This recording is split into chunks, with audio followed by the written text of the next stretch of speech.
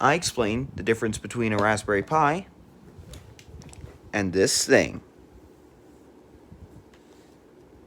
For starters, this kind of is a computer, but kind of not, because, well, it's got all the fundamentals a computer generally needs, but it's also missing some stuff, if you didn't know that already. It's also a little bit different from normal computers, because normal computers need built-in power supplies. This doesn't have a built-in power supply yet, because I need to get a new one for it.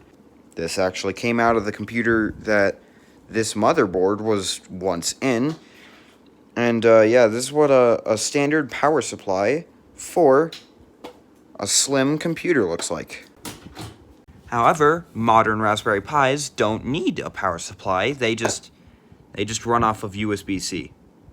Actually, no. Technically, the USB-C thing is a power supply because it's got a brick that demands a certain amount of power to put through the USB-C port. But yeah, it doesn't have one built into like a case or anything. Second, if you get the ones that have inbuilt Wi-Fi, I think that's the Wi-Fi chip. Usually it'll look something like that, when normal computers need something like this or this to run off Wi-Fi.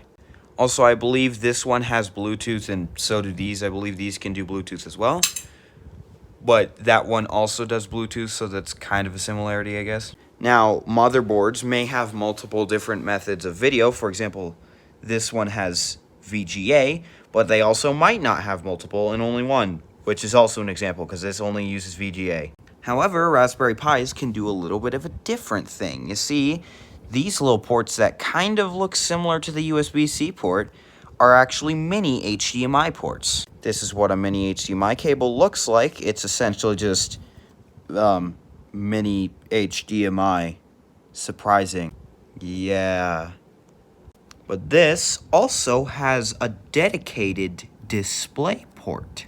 Not an actual display port from what I know, but you can plug a display into it using this little ribbon connector that, what do you guess, says display. Also, computers like this, which came out of an old Dell from 2008, usually don't have dedicated ribbon connectors to connect a camera to. But this guy does. But also, with this Raspberry Pi 4 Model B, it doesn't have PCIe lanes that I can plug my Wi-Fi card into, while this one does.